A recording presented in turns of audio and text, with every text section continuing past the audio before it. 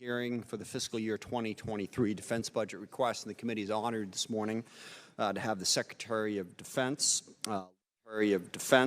Lloyd Austin, with us, as well as the Chairman of the Joint Chiefs of Staff, Mark Milley, and the Comptroller at the Pentagon, Mike McCord. The guy's job it is to keep track of the money. So important to have all three of you here. Obviously, this is an incredibly important time for the national defense of this country and for peace and stability in the globe. We all watch on a daily basis what is happening in Ukraine, the horror and devastation from the violent attack that Vladimir Putin and Russia have brought down upon Ukraine. And we see the world that we do not want, unquestionably. And this committee and the Department of Defense have a huge role in trying to figure out how we create the better world that we do want. And as a starting point, our ability and our allies' ability to get aid and weapons to Ukraine has been crucial in the early days of this fight. Russia has struggled far greater than just about anybody expected. There are a lot of reasons for that. Certainly the biggest is the will and the courage of the Ukrainian people. But it has also been crucial that our alliance, the NATO alliance and others, have come together to offer that support to Ukraine. And one of the biggest questions that we're going to have in this committee for you three gentlemen is, how can we do more? How can we make sure we're getting absolutely everything we can to Ukraine to help them defend their country and defend themselves? And we will be very focused on that effort and stand ready to do anything we can to help make that happen. And then the larger question as we look at this is we have to make sure that Russia does not succeed because of the implications it has, certainly for Ukraine, but for the larger world as well. We do not want Russia or other aggressive countries in the world to think that by force they can simply expand their territory and attack their neighbors. We need to build a robust deterrence across the globe to make sure that this kind of thing does not happen again. We've been working on that for a long time, obviously, on our national security policy, but it comes into incredibly sharp focus now as we see the war in Ukraine. Deterrence is many things. Certainly, it is incredibly important that we build those alliances. You know, where would we be if we were trying to do this on our own, or if we were deeply divided in the West? It would be in a terrible place. So making sure that we continue to build those alliances across Europe and across the world is enormously important. We also need to understand that Russia and China are the principal threats here. As we now have the national security strategy, we have the 2023 budget, we see that President Biden and his team recognize that and prioritize those threats as what we need to deter going forward. We face a very stark choice in the world. The President has outlined this clearly. We can push for greater freedom, greater economic and political freedom, or we can face the autocracy that Russia and China are trying to bring down upon us. And it is crucial that we build a defense budget that reflects that. And I believe that the budget that has been submitted gets us headed in the right direction. Now, there will be a lot of fairly robust increase in the budget last year as it was enacted. We have a robust increase in the budget this year. We will have that debate about what that top line number should be, and that is fine. But what I hope we also really focus on is, where do we spend the money? Spending that money efficiently and effectively in a rapidly changing environment, to me, is the most important thing that this committee and the Pentagon can do. And it starts with recognizing the changing nature of warfare. I've come to sum it up as information and survivability, which I guess have always been central to warfare. It's just that they're changing so much now. And you can look and learn from how the Russians are struggling in Ukraine. They can't communicate with each other. Their large tank columns are victims to relatively cheap, inexpensive missiles. We need to figure out, how do we build the force that can survive in today's world? We have to make sure that we can protect our information and distribute it. We have to make sure that our systems are not just single points of failure.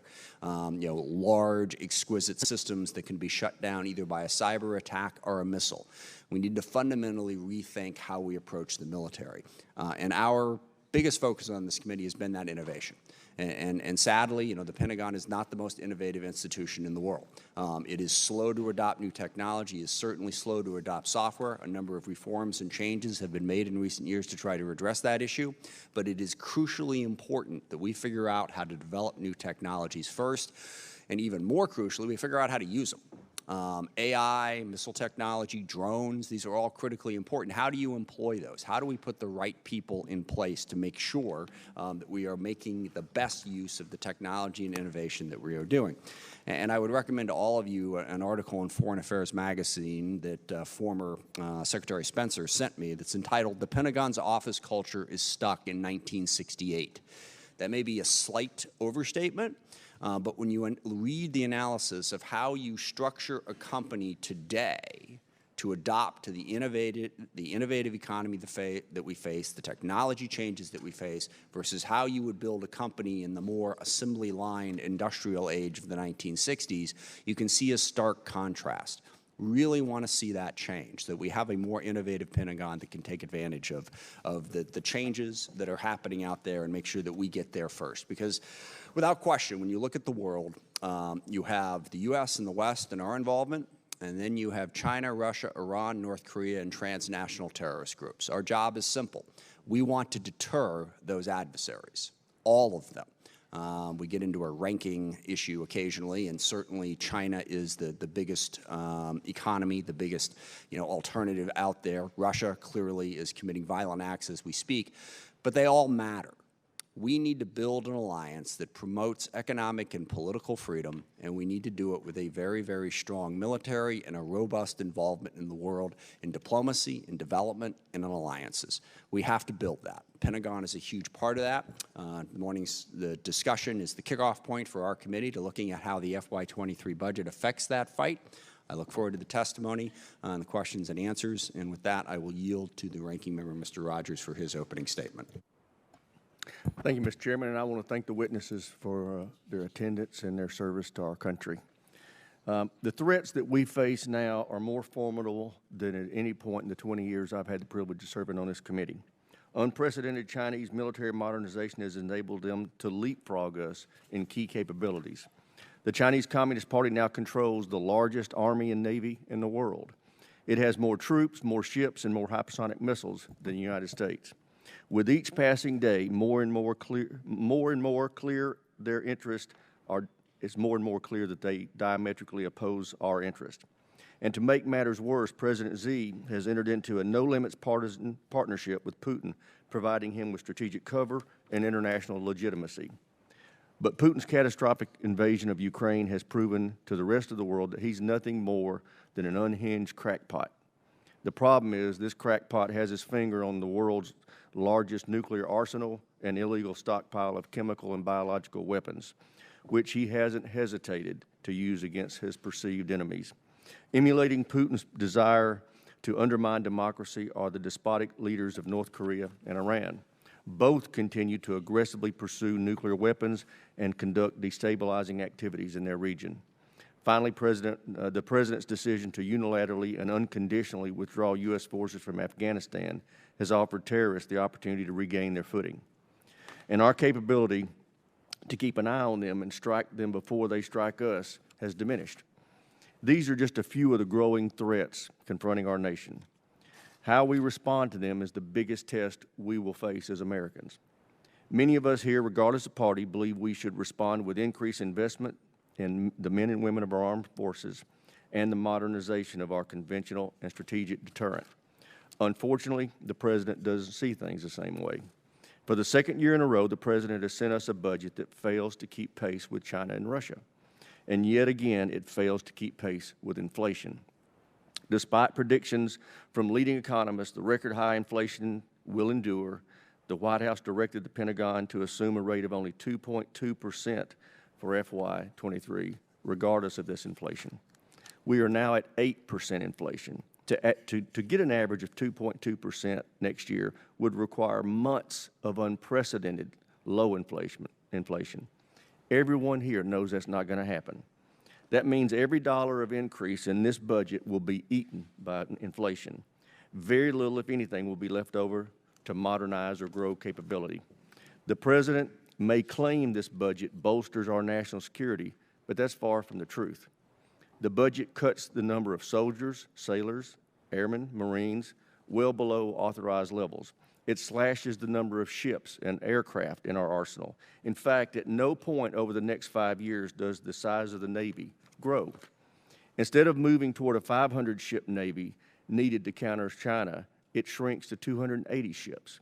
The budget cuts procurement for the Army and Marine Corps, delaying critical modernization efforts. It slashes funding for next-generation aircraft, new nuclear deterrent capability, and modernized ground combat vehicles. Finally, according to the President's comptroller, the budget was completed before Putin's invasion of Ukraine. No funds have been added to the account for the increased cost of reinforcing NATO allies or to continue to provide lethal aid to Ukraine in the next fiscal year. This is extremely short-sighted. The problem, again, this year is not that the President refuses to spend money, it's that he refuses to spend it on defense. Yet again, the budget proposes massive increases in funding for the EPA and the Department of Education and HHS. In all, non-defense discretionary spending grows by an astonishing 12%, 3 times more than defense. Using GDP as a metric, defense spending will total 3.1% of GDP. Non-defense spending will total 18% of GDP, nearly 6 times more than defense. I know these numbers are inconvenient to many people in the White House. Some on the far left want to slash defense spending by 10%. To his credit, the President hadn't gone there. But what he is proposing is far from what's needed to maintain a credible deterrent. Under the old National Defense Strategy, we needed an annual increase of 3 to 5% over inflation to stay ahead of China. The new National Defense Strategy departs little from the last one. I suspect the new commission we're appointing to review the National Defense Strategy will again recommend at least that level of funding. If this budget was truly driven by risk, 5% above inflation is the level of growth we would see. Unfortunately, that's not the case. This budget fails to account for the record inflation the department is currently facing and severely underestimates its impact over the next year. It robs our warfighters of vital capabilities they need to carry out their missions. But most regrettably, it gives China more time to enhance their military advantage and undermine our deterrence. I urge my colleagues to reject this budget and work on a bipartisan manner to address the urgent needs of our national defense. And with that, Mr. Chairman, I yield back. Thank you. Secretary Austin. Good morning, Chairman Smith, Ranking Member Rogers, distinguished members of the committee. Thank you for the chance to testify today in support of the President's budget request for fiscal year 2023. It's great to be here with General Milley, who has been an outstanding partner, and I'm also glad to be joined today by our Comptroller and Chief Financial Officer, Mike McCord. Mr. Chairman, we're still focused on 3 key priorities at the Department of Defense: defending our nation, taking care of our people, and succeeding through teamwork. And the budget request that we've submitted to you helps us meet each of those priorities. Our budget seeks more than $56 billion for air power platforms and systems, and more than $40 billion to maintain our dominance at sea, including buying 9 more battle force ships, and almost $13 billion to support and modernize our combat credible forces on land. A budget request also funds the modernization of all 3 legs of the nuclear triad to ensure that we maintain a safe, secure, and effective strategic deterrent. Of course, none of these capabilities matter much without our people and their families. So we're seeking your support for a 4.6% pay raise for our military and civilian personnel and special pay and benefits. We also plan to invest in outstanding and affordable child care, in the construction of on-base child development centers, and in ensuring that all our families can put good and healthy food on the table. We're also deeply focused on the terrible problem of suicide in the U.S. military. And I'll keep on saying it, mental health is health, period. So we're increasing access to mental health care, expanding telehealth capabilities, and fighting the tired old stigmas that's against seeking help. With your support, I've just ordered the establishment of an independent review committee to help us grapple with suicide, to better understand it, prevent it, and treat the unseen wounds that lead to it. At the same time, we're working hard to implement the recommendations of the Independent Review Commission on sexual assault, because we know that we have a long way to go to rid ourselves of this scourge. Our budget seeks nearly $480 million for that enterprise. And sexual assault, as we know, is not just a crime. It's an assault or an affront to our values and to everything that we're supposed to represent to each other and to this country. This is a leadership issue, and you have my personal commitment to keep leading. Now, while I'm on the topic of leadership, let me briefly address our military's role in the world. Because as I've said, we succeed through teamwork. And as I've witnessed myself in the last several weeks, countries around the world continue to look to the United States to provide that sort of leadership. With help from Congress, we've been able to rush security assistance to Ukraine to help the Ukrainian people defend their lives and their country and their freedom. And last October, I visited Kyiv to meet both my Ukrainian counterpart and President Zelensky. And we discussed our deepening defense partnership and our unwavering support for Ukraine's sovereignty in the face of Russian aggression. And even before Russia's unprovoked and illegal invasion, we provided Ukraine with $1 billion worth of weapons and gear through Presidential Drawdown Authority. And now we're delivering on another $1 billion pledged by President Biden. And our budget includes $650 million more for security assistance in Europe, including $300 million for the Ukraine Security Assistance Initiative. We're also helping to coordinate the delivery of material provided by other nations, which continues to flow in every single day. And let me thank all of you for your strong leadership toward our shared goal of helping Ukraine defend itself. And since the invasion, I've spoken and met frequently with Minister Reznikov, including just yesterday, and I've assured him that we will continue this effort. We'll get him and his troops the tools and the weapons that they need most and are using most effectively against Russian forces. We've also reinforced our NATO allies. We've sped additional combat power to the alliance's eastern flank, raising our posture in Europe to more than 100,000 troops. And these reinforcements include dozens of aircraft, an aircraft carrier strike group, and 2 brigade combat teams.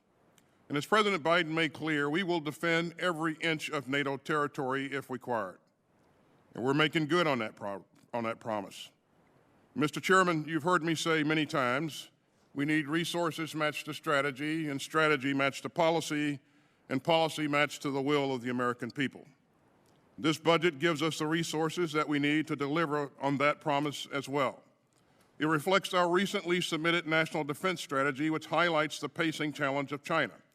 That's why we're investing some $6 billion in this budget in the Pacific Deterrence Initiative.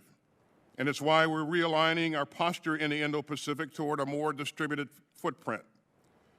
We're going to enhance our forward posture, infrastructure, presence, and readiness in the Indo-Pacific, including the missile defense of Guam.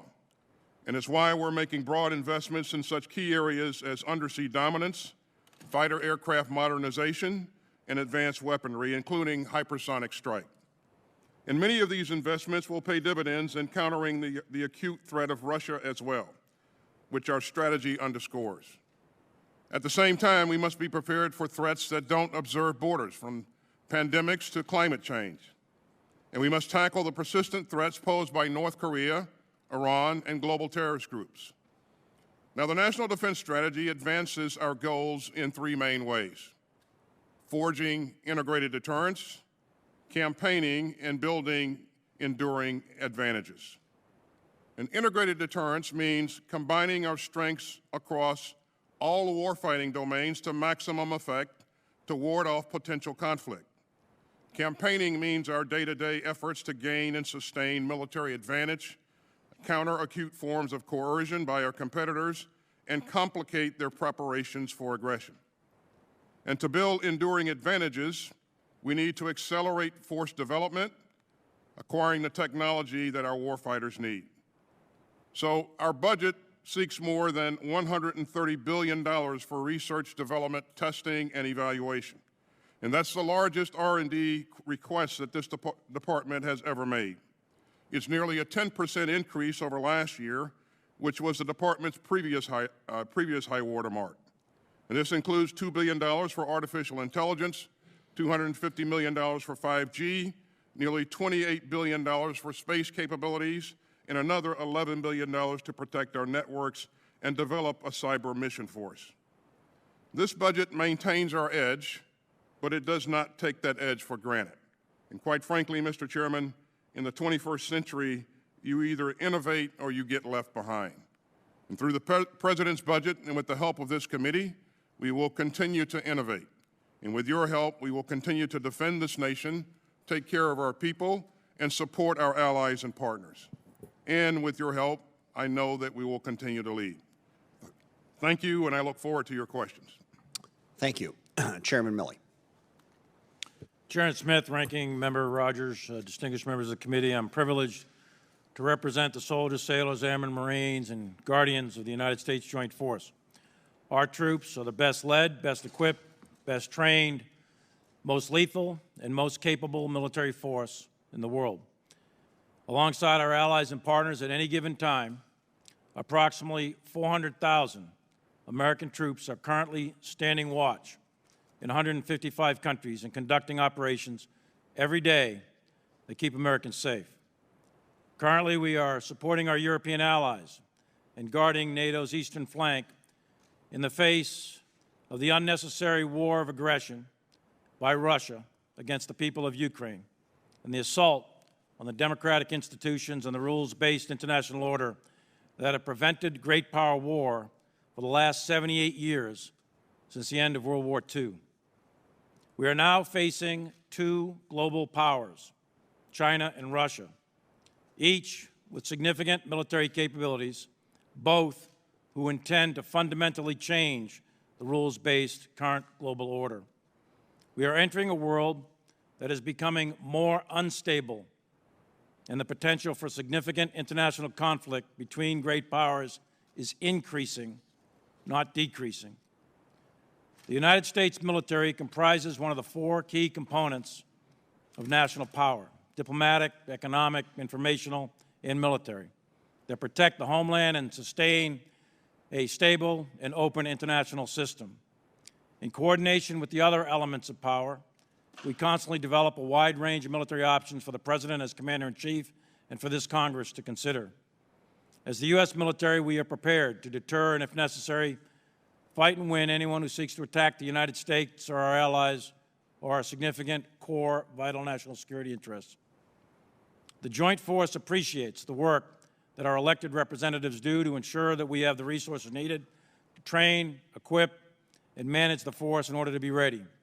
We thank the Congress for increasing last fiscal year's level of military funding, and we look forward to your support for this year's budget. The Joint Force will deliver modernization and readiness for our armed forces and secure the people of the United States at the fiscal year 23 budget request of $773 billion. This budget will enable the appropriate decisions for modernization and transformation of the Joint Force in order to set and meet the conditions of the operating environment that we will face in 2030 and beyond, the so-called changing character of war that we've discussed many times in the past. We will work diligently to ensure the resources of American people entrusted to us are spent prudently and in the best interest of the nation. In alignment with the forthcoming National Defense Strategy and the National Military Strategy, this budget delivers a ready, agile, and capable joint force that will defend the nation while taking care of our people and working with our partners and allies.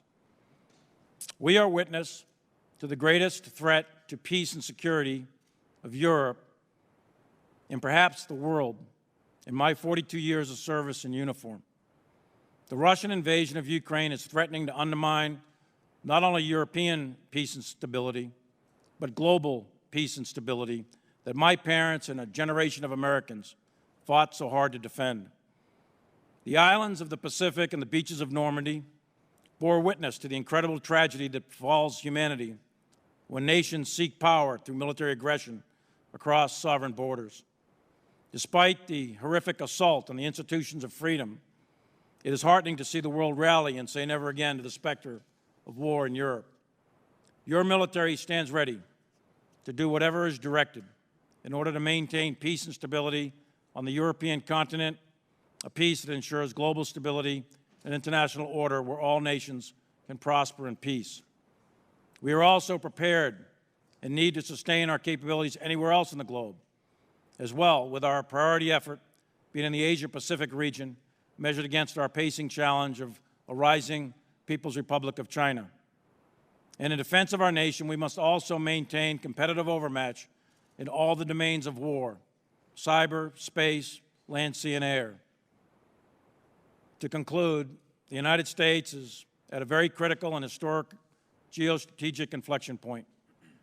We need to pursue a clear-eyed strategy of maintaining the peace through the unambiguous capability of strength relative to China or Russia.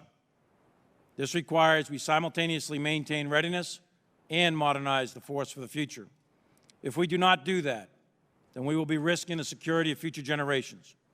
And I believe this budget is a major step in the right direction. I look forward to your questions. Thank you very much. For the question and answer, as all of you know, but want to reiterate, we have 5 minutes, and when we're done, we're done. So even if the witnesses are in the middle of answering the question, I will cut them off to move on to other members. The Secretary and the Chairman have generously said they will be here to get through all members' questions, so we will get through them. One other thing, it's perfectly okay to it's your 5 minutes. If you want to make a speech for 5 minutes, that's cool. You want to ask questions. I am going to try to make sure no one badgers the witnesses. If you ask a question, you have to at least give them the tiniest little bit of a chance to answer. For cutting off a filibuster is fine, but make sure they have a chance to speak. I don't want this to turn into a badgering session. With that, focusing on Ukraine, it's important to remember we passed a supplemental budget just a couple weeks ago. So in addition to the number that we have roughly $14 billion to specifically address Ukraine. So it's wrong to say that the President or this Congress has ignored the situation in Ukraine. $14 billion is a significant investment. My question is, what's most important in that $14 billion? What are you using it for? How is that helping the fight in Ukraine? Ms. Secretary. Thank you, Chairman, and thanks for the support that you continue to provide to our efforts to provide security force assistance to Ukraine.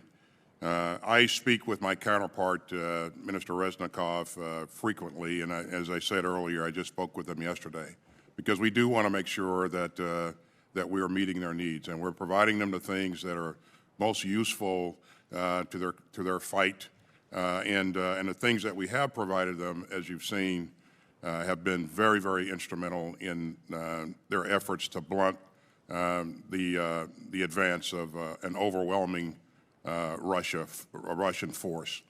So what has been very helpful has been the anti-armor and anti-aircraft capability that we've provided them.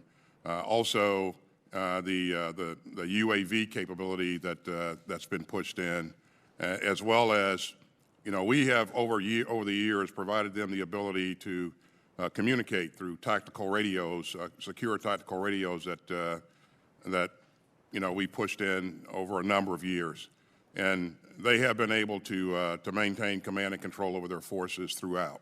That's enabled them to do things that have provided them an advantage in certain cases.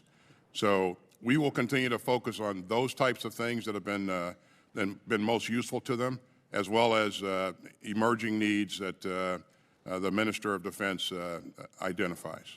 Thank you. And for both of you, what lessons have we learned as we've watched the last month plus now of the fight in Ukraine? Because you've got Russia, a global power, going up against a much, much smaller, less armed, less resourced foe, and struggling mightily in doing that. As we look at what we need to build and how we need to think about deterrence, we want to be ready for the fight if it comes, but the main goal of what we're trying to do here is to build a force that will deter adversaries. Iran, China, Russia, being at the top of that list, North Korea. What have we learned about what we would need? As you see, obviously one of the lessons is the tank isn't what it used to be. How is that informing for both of you what you think is most important to fund to make sure that we have that deterrence for the battlefield that we face today with the technology that is available? Well, we've learned that armed with the right capabilities, a determined force can do tremendous work in terms of defending itself, and the Ukrainians demonstrate that each and every day.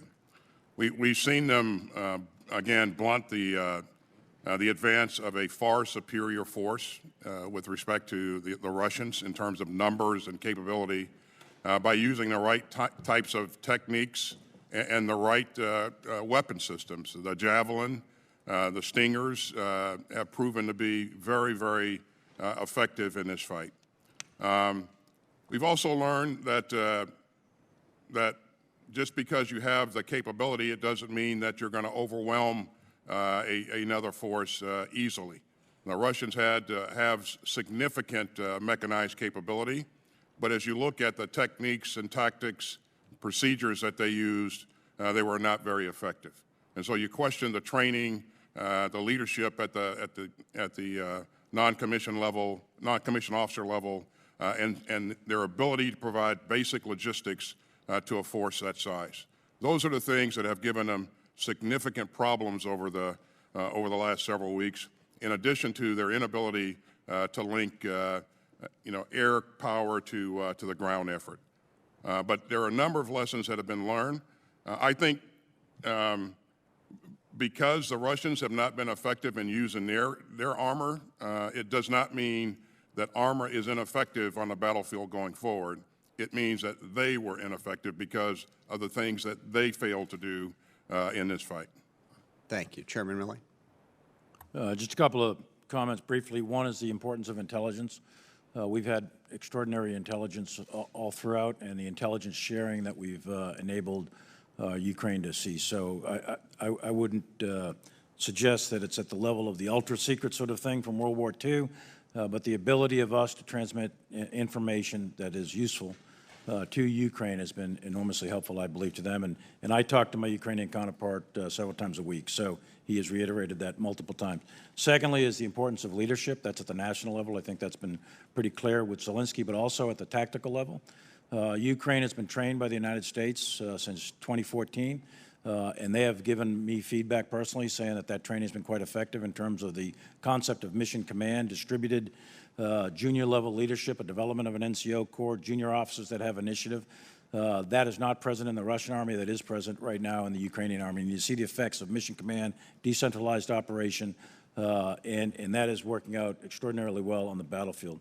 The third piece, I would say, is focusing on that which gives you the best effect on a battlefield, which in this case has been anti-tank weapons and air defense weapons that deny the Russians the ability to maintain air supremacy or even achieve air superiority.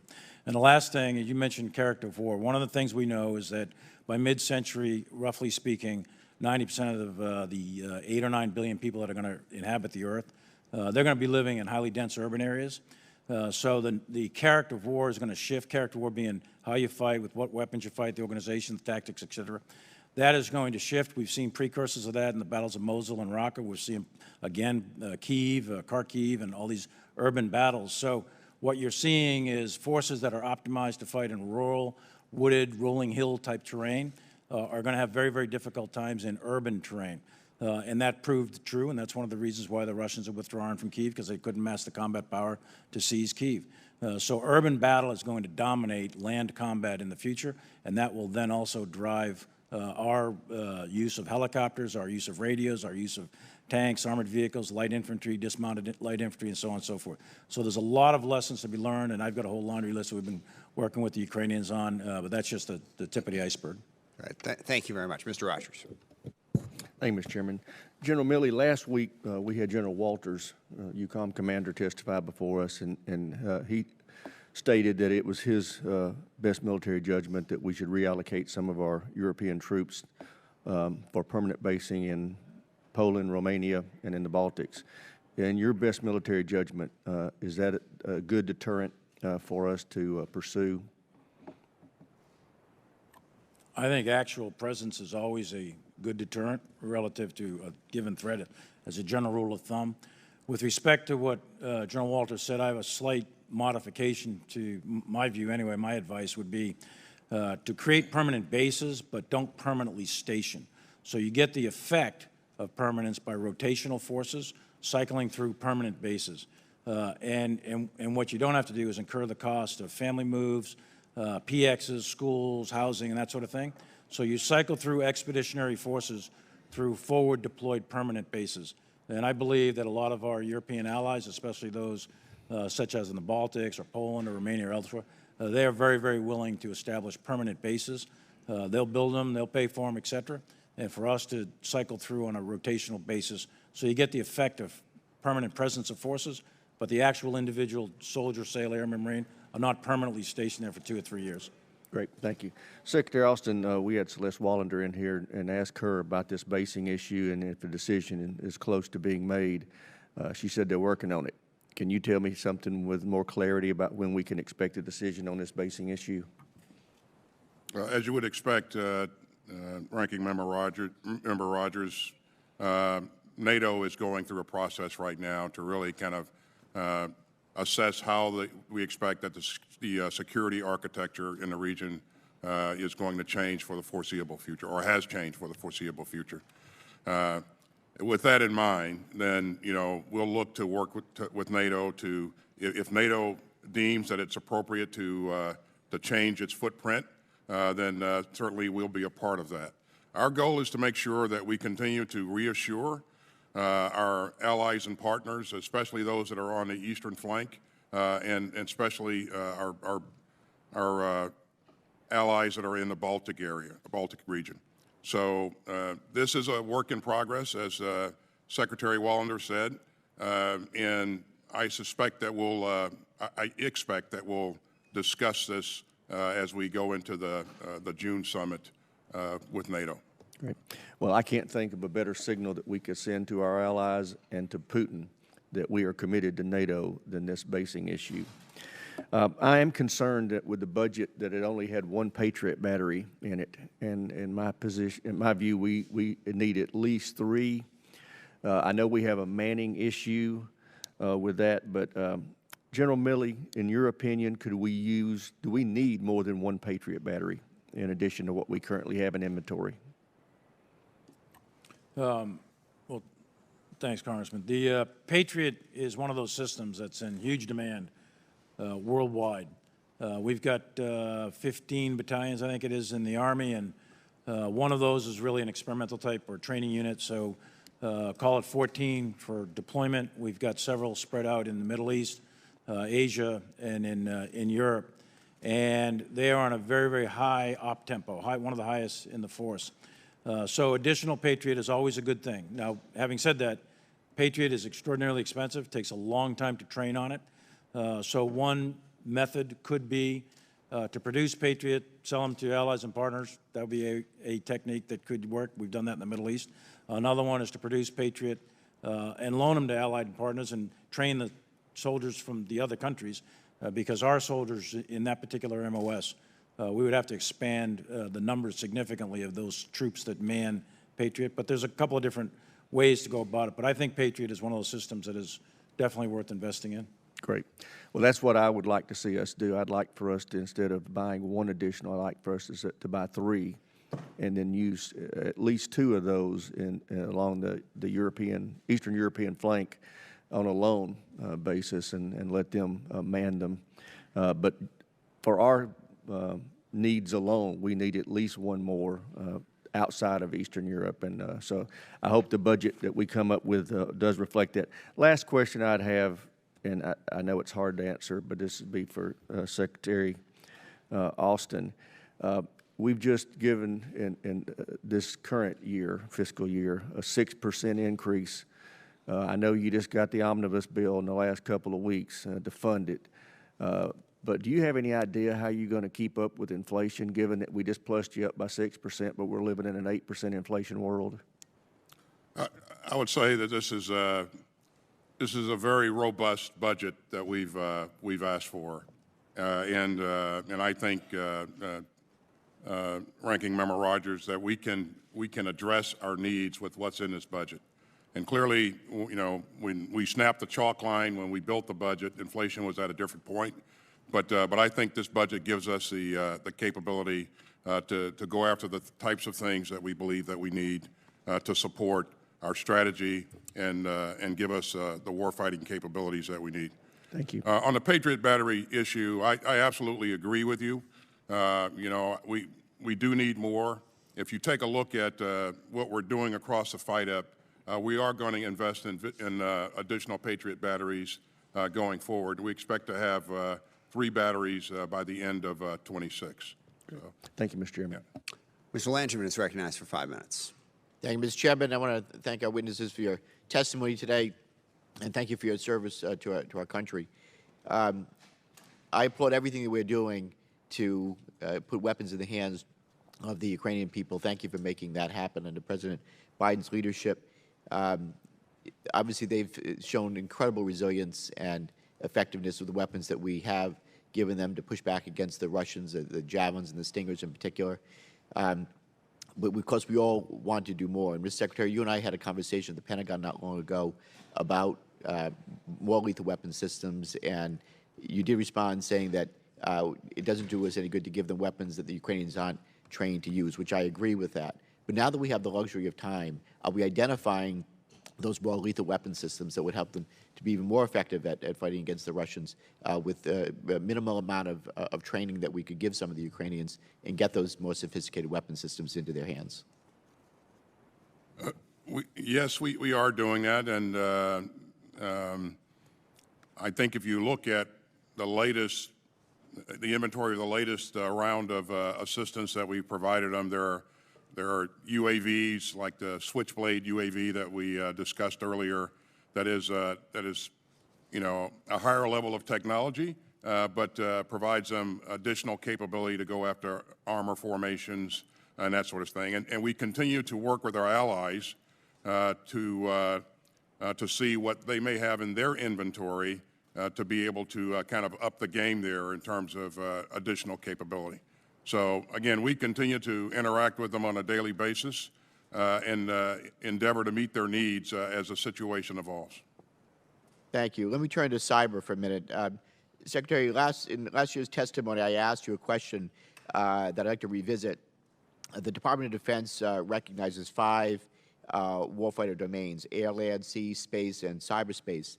In the case of 4 of these, the senior civilian responsible for this domain is a service secretary. However, in the cyber domain, the senior most civilian official is 4 rungs below in that hierarchy. Obviously, this seems like an imbalance. Can you explain to us why this does or does not make sense? Well, thank you, sir. While cyber is a warfighting domain, there is not a cyber force like there is with Special Operations Forces, with Army forces, Space Forces. So there is not a secretary, service secretary, you know, designated.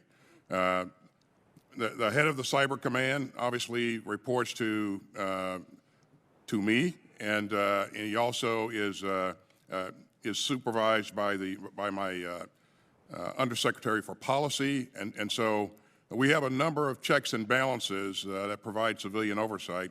But because there is not a separate service, there's not a service secretary designated. Well, I remain concerned about this structure, and I think that's something we're going to have to continue to look at, especially since cyber, the U.S. Cyber Command and Cyber Mission Force, which can be and is highly effective. I still think that we need to elevate the civilian oversight on this and involvement. Let me turn to something else. The so-called Valley of Death often makes it impossible for technology to transition from non-traditional organizations to programs of record to support the warfighter. What is the department doing to solve this problem, and how does this budget request reflect that effort? Well, we've established an initiative. It's a reserve. It's called Raider that encourages joint experimentation and encourages entrepreneurs to come in and bring their capabilities forward, and hopefully using initiatives like that, we can help bridge this valley of death that you mentioned here. This is very important to us.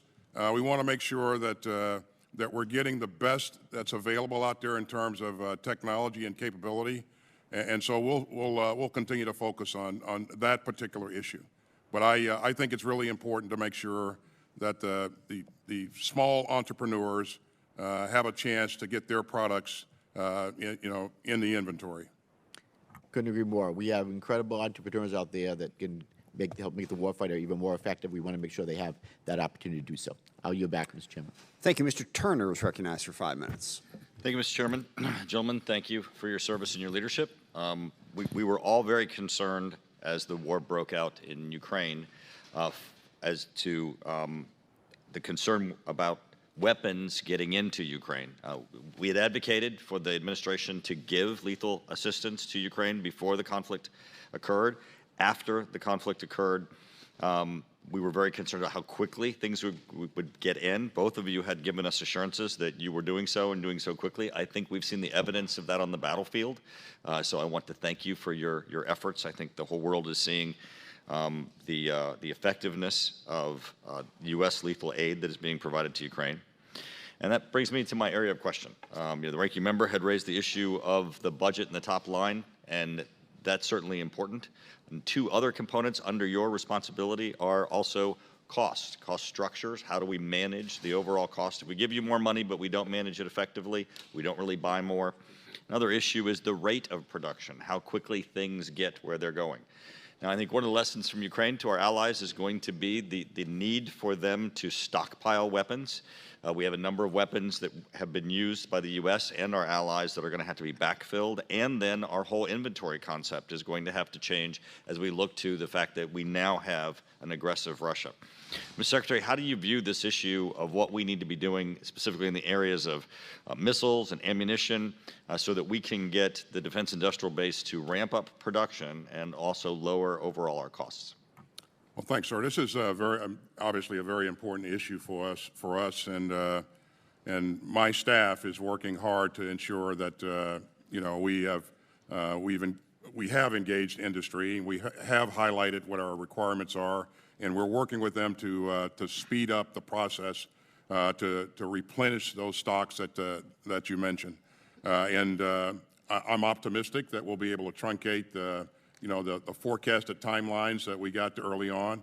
But this is very, very important to us. We not only have to replenish our stockages, we have to also make sure that those allies who volunteer to provide capability to the effort, and if it's U.S. capability, we're able to replenish those stocks as well. So we're working this very hard. Industry's been responsive, and if we need additional help or authorities from Congress, we won't hesitate to ask. Excellent, because I appreciate you mentioning, because the timelines that we're hearing from you are certainly very concerning. And I hope that you're able to move this. To some extent, I think the defense industrial base looks at some of these weapon production systems as annuities rather than actual contributions to national security, because when we need to turn that dial, they need to be able to respond. That takes me to the next topic. You recently called in the defense industrial community that were involved in the hypersonics development to have a discussion as to how we can speed that up. We're behind our adversaries. Could you tell us how that's turning out? Yeah, when we say we're behind our adversaries, I think we have to be careful. Now, hypersonics is a capability, sir, but it's not the only capability. Right. I seriously we have a short period of time. I really want to hear how you're meeting in efforts to get them. I really want to answer your question. They need to speed it up. I mean, you could tell me that there are other systems, but we're talking hypersonics. And there are other systems, and we look for a balance of capabilities that match our warfighting concepts here. And so, yeah, I have engaged industry and asked them to make sure that they're leaning into this issue of hypersonic development. Most importantly, I've asked them to make sure that they're working with us on how we're going to defend ourselves with respect to hypersonics. My staff, my R&E staff, is working with them to ensure that they have good visibility of what we I appreciate that, Mr. Secretary. General, I have a question for you. The Sea-Launched Cruise Missile, SLCM, was zeroed out. You have previously stated the importance of the low-yield nuclear weapon and that you supported it. I'm assuming you have not changed your position. I have not. That's correct, Congressman. Thank you. I yield back. Thank you. Mr. Larson. Thank you. Thanks for coming today. Maybe turning to some other issues in the defense budget, perhaps for the Secretary generally on the research and development and science and technology across the enterprise. How would you characterize that, the budget proposal? Well, it's the largest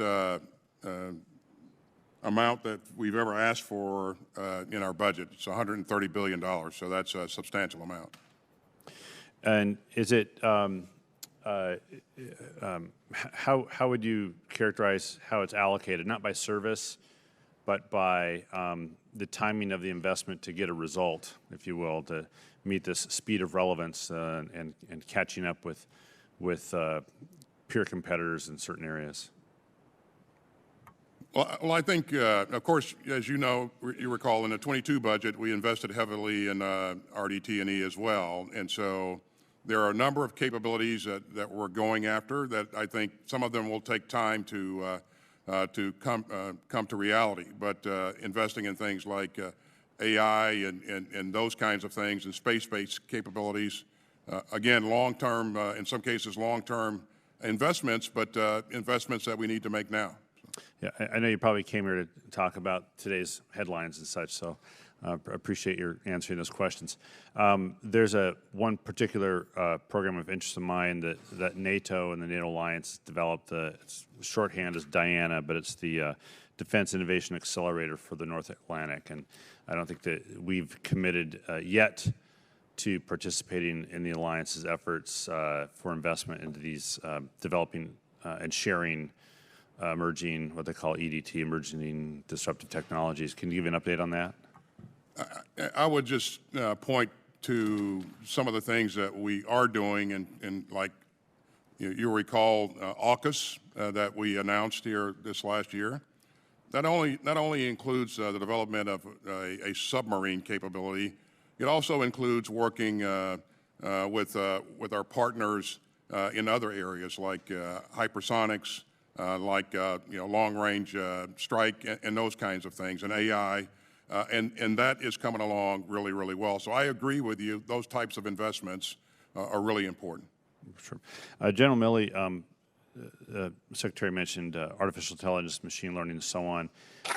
To what extent are we starting to incorporate just a knowledge base in professional military education on how to use AI, what to expect from artificial intelligence, not to create a bunch of coders, but to ensure that the folks going through PME sort of understand these concepts and how they can be used, as well as the ethics around them? Artificial intelligence, in my view, is for lack of a better term, I'd say it's the mother of all technologies here when it comes to military operations, because what that will enable you to do is to go through the OODA loop, the observe, orient, direct, and act loop, the decision-making process, at rates of speed far greater than your opponent. So that side that masters artificial intelligence and applies it to military operations is going to have a, perhaps not decisive, but it's going to be a very, very significant advantage over your opponent. We are teaching those techniques and given essentially introductory level information about artificial intelligence in our professional military education at the war colleges, not so much at the lower schools, but the war colleges for sure. And there's a significant amount of investment, and off the top of my head, I don't have it in front of me, but I think it's $15 or $20 billion, something like that, in artificial intelligence in this budget. So that's a real critical area of investment. Now, years ago, Department of Defense was the innovative leader in technology many, many decades ago. Now it's the commercial industry. So we've got to leverage commercial efforts in artificial intelligence for military application, and that will be an enormous advantage in future combat. Great. Do you anticipate injecting this type of education into the service academies in the near future? Actually, the service academies right now are on the cutting edge of that. They're younger, they're digital natives. They do an awful lot of technical or technological courses at the service academies.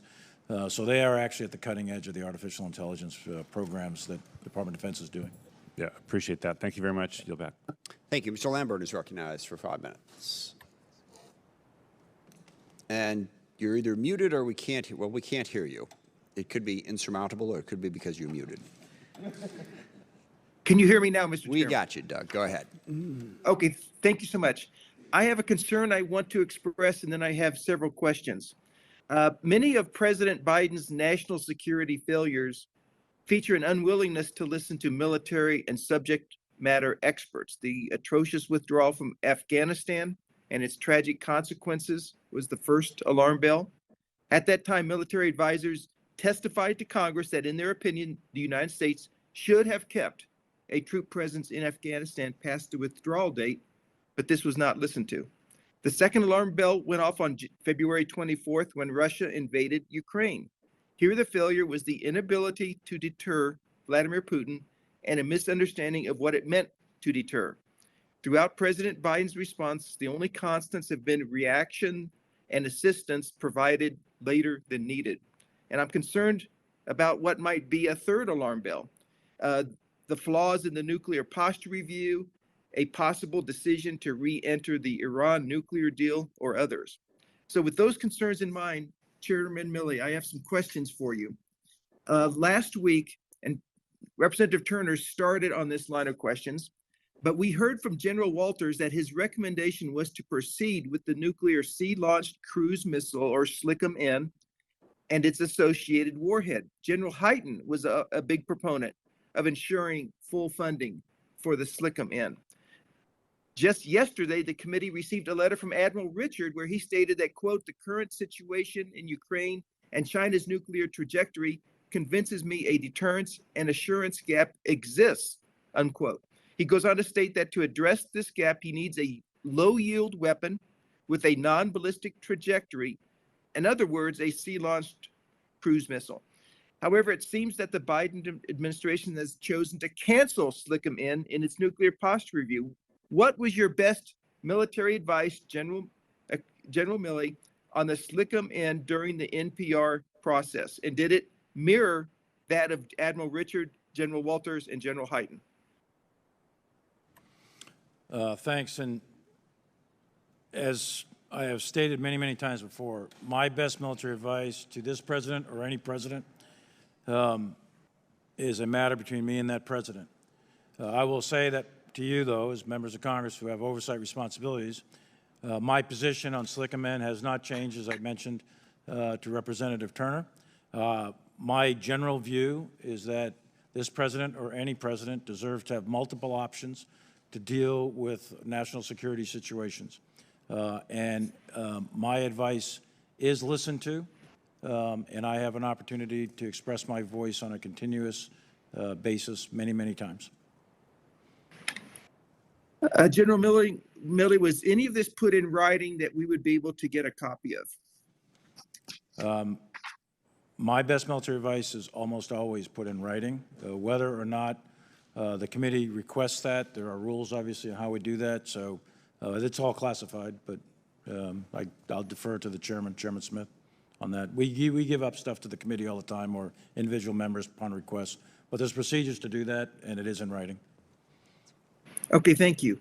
Now, for both of you, I see that there is full funding in the budget for the ground-based strategic deterrent, W-87-1 warhead, and the two-site solution for producing plutonium pits. That is excellent, and I applaud that. Now, I am curious as to why the Department of Defense canceled a Minuteman III flight test last week. These are regularly scheduled tests that are scheduled months in advance. Secretary Austin, how could this have been perceived as escalatory when it's a routine test that's scheduled months in advance? And did the White House exercise and provide input over this cancellation? To answer your question on the second part of your question first, no, we did not get a directive to cancel that from the White House. It's my assessment based upon the current state of play with respect to escalation management, that it was the best thing to do in terms of postponing and then eventually canceling that test. We will certainly be able to continue to make progress in the program, and so that is not an issue. And by the way, thanks for your concern on our investment in our nuclear triad. I would just point that we've invested $34.4 billion in the modernization of the triad in this budget, and I think that's very And I substantial. apologize, the gentleman's time has expired.